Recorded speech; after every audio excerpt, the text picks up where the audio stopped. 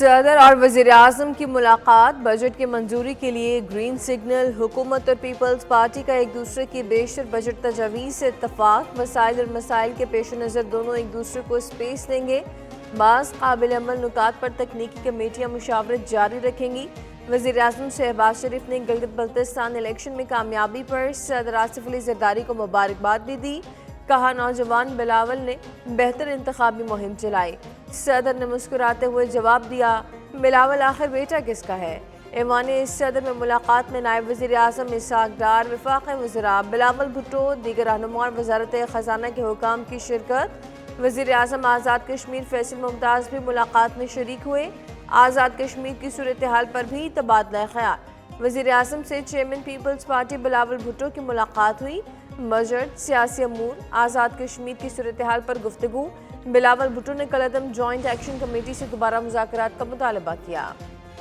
قومی اسمبلی کا بجٹ اجلاس مختصر نوٹس پر 12 جون کو بلانے کا فیصلہ۔ حکومتی ذرائع کے مطابق قومی اسمبلی میں حکومتی ارکان کو جمعرات کی رات تک اسلام آباد پہنچنے کی ہدایت۔ قومی اسمبلی کا بجٹ اجلاس 10 کی بجائے 12 جون کو بلانے پر مشاورت مکمل۔ وزارت پارلیمانی امور نے 12 جون کو اجلاس بلانے کی سمری وزیر اعظم کو بھجوا دی۔ بجٹ پر بحث بھی مختصر رکھی جائے گی۔ بجٹ منظوری کے تمام مراحل ایک ہفتے میں مکمل کرنے کا فیصلہ۔ قومی اقتصادی کونسل کا اجلاس 7 کی بجائے 10 جون کو طلب کرنے کا فیصلہ۔ وزیر منصوبہ بندی احسن اقبال کہتے ہیں کہ بجٹ کے متعلق کچھ معاملات کو حتمی شکل اختیار کرنا ہے۔ بات چیت جاری ہے، وقت انتہائی قلیل اور محرم الحرام بھی ہے۔ دیکھتے ہیں چیزیں مینج کرنا کیسے ممکن ہوتا ہے۔ کچھ تبدیلیاں تو بجٹ پیش کرنے کے بعد بھی چلتی رہتی ہیں۔ پیپلز پارٹی کے نون لیگ کو گلگت بلتستان حکومت میں شمولیت کی دعوت۔ بلاول بھٹو نے وزیر اعظم شہباز شریف سے ملاقات میں باضابطہ دعوت دی۔ ذرائع کے مطابق گلگت بلتستان میں پیپلز پارٹی اکثریتی جماعت بن کر ابھری۔ نون لیگ سے پی ٹی ایم جیسا اتحاد ممکن۔ گلگت بلتستان میں وزیر اعلیٰ پیپلز پارٹی کا ہوگا، گورنر مسلم لیگ نون کا ہو سکتا ہے۔ گلگت بلتستان میں پیپلز پارٹی اور مسلم لیگ نون کی اتحادی حکومت میں وزارتوں کی تقسیم 40-60 کے فارمولے کے تحت ہوگی۔ گلگت بلتستان میں حکومت میں شمولیت کا حتمی فیصلہ پارٹی صدر میاں نواز شریف کریں گے۔ گلگت بلتستان کے انتخابات میں پیپلز پارٹی 9 نشستوں کے ساتھ سر فہرست ہے۔ مسلم لیگ نون کی 3 نشستیں، 6 نشستوں پر آزاد امیدوار، 1 پر ایم ڈبلیو ایم کامیاب۔ جی بی اسمبلی کی 24 میں سے 19 نشستوں کے غیر حتمی غیر سرکاری نتائج آ گئے۔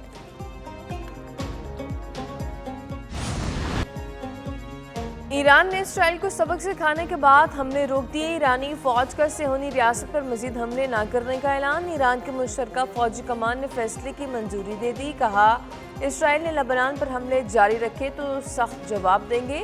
ایران کے منہ توڑ جواب پر اسرائیل کی عقل بھی ٹھکانے آ گئی۔ صہیونی ریاست نے بھی ایران پر حملے روکنے کا اعلان کر دیا۔ اسرائیلی عہدیدار نے کہا کہ ایران پر حملے امریکی صدر کی درخواست پر روکے۔ لبنان پر حملوں کے جواب میں ایران نے اسرائیل پر میزائلوں کی بوچھاڑ کی۔ کئی ایرانی میزائل انٹرسپٹرز کو چکمہ دے کر ہدف پر جا لگے۔ وسطی اسرائیل دھماکوں سے لرز اٹھا۔ حیفا سمیت کئی شہروں میں آگ بھڑک اٹھی۔ اسرائیل کا فضائی دفاعی نظام کی ناکامی کا اعتراف۔ سائرن کی آوازوں نے اسرائیلیوں کی نیندیں اڑا دیں۔ قابض اسرائیلی شہریوں کی شیلٹرز کی جانب دوڑے۔ ایرانی حملوں کے بعد اسرائیل کا بیلسٹک میزائلوں سے وار۔ تہران، تبریز، اصفہان میں دھماکے۔ اسرائیلی فوج کا ایران میں کئی فوجی تنصیبات کو نشانہ بنانے کا دعویٰ۔ عراق کے دارالحکومت بغداد میں بھی دھماکے ہوئے۔ ایرانی میڈیا کے مطابق تبریز میں اسرائیلی ڈرون مار گرایا گیا۔ اسرائیل کے مشرق وسطی کا امن تباہ کرنے کی پھر سازش۔ صہیونی ریاست کا لبنان پر حملے جاری رکھنے کا اعلان۔ ایرانی حملے رکتے ہی اسرائیل کے لبنان پر پھر جارحیت۔ جنوبی لبنان کے شہر سور میں گاڑی پر اسرائیلی حملے میں باپ بیٹے سمیت 5 افراد جاں بحق۔ جنوبی لبنان پر تازہ ترین اسرائیلی حملوں میں مجموعی طور پر 10 افراد جاں بحق۔ اسرائیل نے نبطیہ ضلع کے مختلف علاقوں کو نشانہ بنایا۔ دوسری جانب حزب اللہ کا جنوبی لبنان میں اسرائیلی فوجی گاڑیوں اور اہلکاروں پر راکٹ حملوں کا دعویٰ۔ حزب اللہ نے کہا کہ اس نے بیت یاہون کے مضافات میں اسرائیلی فوجی اہلکاروں کو نشانہ بنایا ہے۔ کارروائی اسرائیل کی جنگ بندی کی خلاف ورزی لبنان پر حملوں کے جواب میں کی گئی۔ عرب میڈیا کے مطابق حزب اللہ کے میزائل حملوں کے بعد اسرائیلی شہروں میں سائرن گونج اٹھے۔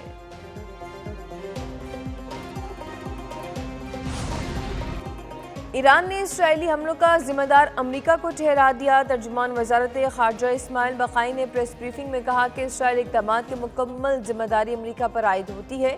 ایران دشمن کو دندان شکن شکست دینے کے لیے تیار ہے۔ جنگ بندی کی مسلسل خلاف ورزیوں پر خاموش نہیں رہ سکتے۔ ایران جنگ بندی کا پابند تھا، اسرائیل نے خلاف ورزی کی۔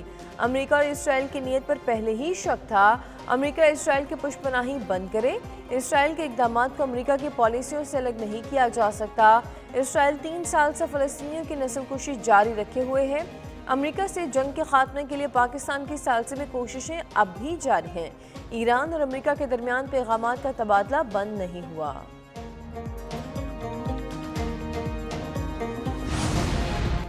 امن کے قیام کے لیے حتمی مذاکرات جاری۔ یمن جہالت کی حماقت سے متاثر بھی ہو سکتا ہے۔ امریکی صدر ڈونلڈ ٹرمپ کہتے ہیں اسرائیل اور ایران فوری جنگ بندی چاہتے ہیں، معاملہ تیزی سے آگے بڑھنے چاہیے۔ ایران کی ناکہ بندی حتمی معاہدے تک جاری رہے گی۔ ٹرمپ نے اس سے قبل ایران اور اسرائیل سے حملے فوری روکنے کا مطالبہ کیا۔ امریکی صدر کا صہیونی ریاست کو صاف جواب، کہا ایران کے خلاف کسی بھی فوجی مہم کا حصہ نہیں بنیں گے۔ وائٹ ہاؤس کے مطابق ٹرمپ کا ایرانی حملوں کے بعد نیتن یاہو سے ٹیلی فونک رابطہ ہوا۔ CNN نے امریکی حکام کے حوالے سے دعویٰ کیا کہ امریکہ نے اسرائیل کی طرف ایرانی میزائلوں کو روکنے میں حصہ نہیں لیا۔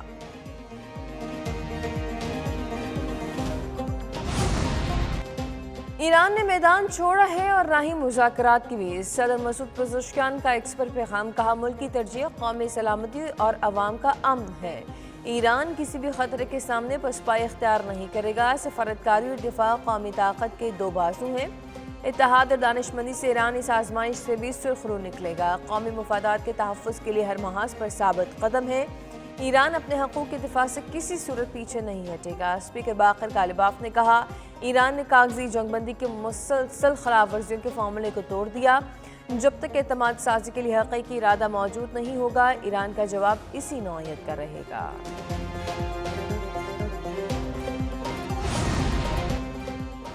مشرق وسطی میں حالیہ تشدد غیر مستحکم جنگ بندی کے خطرات کی یاد دہانی ہے۔ جنگ بندی کے نازک صورتحال سنگین نتائج کا باعث بن سکتی ہے۔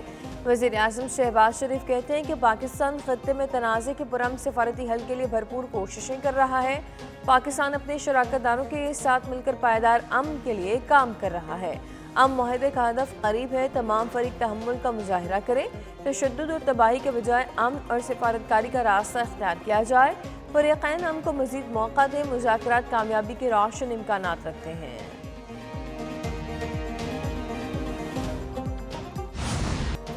کالعدم جوائنٹ عوامی ایکشن کمیٹی نے CMH راولاکوٹ پر کیسے ہلہ بولا، کیسے منصوبہ بندی کی، ہوشرب آڈیو لیک سامنے آ گئی۔ کالعدم تنظیم کے مرکزی رہنما شوکت نواز میر اور خواجہ مہران کی آڈیو کال لیک، واضح ہو گیا کالعدم کمیٹی کا مقصد پرتشدد حملے کر کے مذموم مقاصد حاصل کرنا تھا۔ راولاکوٹ میں دہشت گرد حملے اور لاشیں گرانے کی پیشگی منصوبہ بندی کی جا رہی تھی۔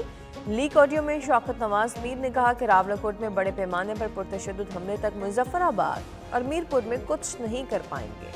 دوسری جانب وزیر مملکت داخلہ طلال چودھری کہتے ہیں کہ کالعدم عوامی ایکشن کمیٹی کے خلاف کئی شواہد پہلے سے موجود ہیں۔ لیک فون کال کا معاملہ انتہائی سنگین ہے، تحقیقات کرائی جائیں گی۔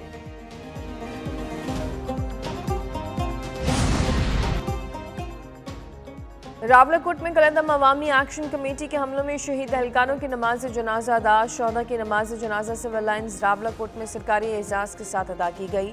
Chief secretary IG Azad Kashmir, اعلیٰ سول و عسکری حکام شریک ہوئے۔ سماجی و سیاسی رہنما اور شہریوں کی بڑی تعداد میں نماز جنازہ میں شرکت۔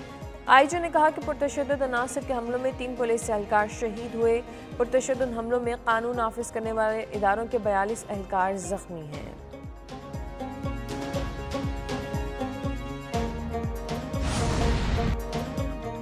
آزاد کشمیر کے عوام نے نام نہاد احتجاجی کال کو یکسر مسترد کر دیا۔ دارالحکومت مظفر آباد میں معمولات زندگی رواں دواں، تعلیمی، کاروباری اور سماجی سرگرمیاں معمول کے مطابق جاری رہیں۔ کوہالہ میں بھی زندگی معمول کے مطابق رواں دواں رہی۔ پاکستان اور آزاد کشمیر کو ملانے والا کوہالہ پل ٹریفک کے لیے مکمل طور پر بحال۔ کوہالہ میں تمام چھوٹی بڑی مارکیٹیں اور تجارتی مراکز بھی کھلے رہے۔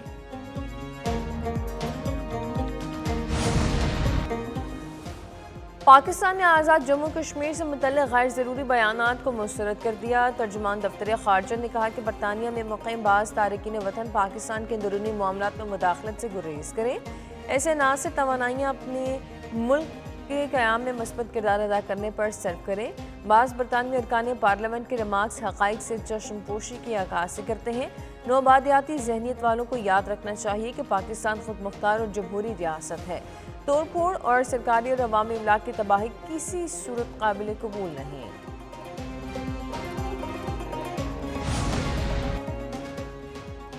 تحریک انصاف نے گلگت بلتستان کے انتخابات کو مسترد کر دیا۔ پی ٹی آئی کو وائٹ پیپر جاری کرنے اور احتجاج کا اعلان۔ چیئرمین تحریک انصاف بیرسٹر گوہر کہتے ہیں ہم اسے جعلی اور دھاندلی زدہ انتخابات قرار دیتے ہیں۔ حلف کے روز گلگت بلتستان میں یوم سیاہ منائیں گے۔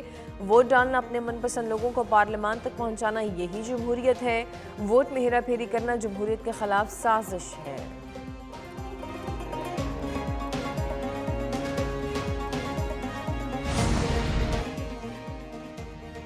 وزیر اعلیٰ خیبر پختونخوا کا این ای سی اجلاس سے قبل بانی پی ٹی آئی سے ملاقات کرانے کا مطالبہ۔ سہیل آفریدی سے وزیر منصوبہ بندی احسن اقبال اور وفاقی حکومت کی ٹیم کی ملاقات۔ وزیر اعلیٰ نے کہا کہ صوتی نماز جیسا سلوک جاری رہا تو این ای سی اجلاس میں شرکت مشکل ہوگی۔ بجٹ سے متعلق اہم فیصلوں کے لیے بانی پی ٹی آئی سے مشاورت اور منظوری ناگزیر ہے۔ اے آئی پی کی مد میں فنڈ 37 ارب سے کم کر کے 27 ارب روپے کر دیے گئے۔ نظم شدہ اضلاع کا ترقیاتی بجٹ 66 ارب سے کم کر کے 56 ارب روپے کر دیا گیا۔ وفاقی نمائندوں سے ہر ملاقات کے بعد ناانصافی بڑھ جاتی ہے۔ گندم، گیس اور بجلی سے متعلق مسائل بھی وفاق کے سامنے اٹھائے۔ وفاقی حکومت ٹیم نے تحفظات اور مطالبات وزیر اعظم اور دیگر متعلقہ فورمز پر اٹھانے کی یقین دہانی کرا دی۔ سہیل آفریدی نے مولانا فضل الرحمان سے بھی ملاقات کی۔ صوبائی حقوق کے لیے مشترکہ جدوجہد پر تبادلہ خیال کیا گیا۔ این ایف سی میں پنجاب اپنا حق نہیں چھوڑے گا۔ این ایف سی میں کٹ لگے گا تو اپنے حق کا دفاع کریں گے۔ وزیر خزانہ پنجاب مصطفیٰ شجاع الرحمان کا پری بجٹ گول میز کانفرنس سے خطاب۔ کہا پنجاب 100 سے زائد بڑے پروگرام چلا رہا ہے جس کے لیے وسائل چاہیے۔ وزیر اعلیٰ کی ہدایت پر بجٹ میں عوام کو ریلیف دینے کی کوشش کریں گے۔ پنجاب کا بجٹ 16 جون کو اسمبلی میں پیش کرنے کا امکان۔ ایران امریکہ جنگ کی وجہ سے کفایت شعاری مہم جاری ہے۔ پیٹرول پر سرکاری سطح پر 50% کٹ لگایا۔ وفاقی حکومت کی سبسڈی میں 25 ارب 80 کروڑ کا حصہ ڈالا۔ موٹر سائیکلز اور کسانوں کے لیے 9 ارب کی سبسڈی دی۔ پبلک ٹرانسپورٹ مفت کرنے پر 1 ارب روپے خرچ کیے۔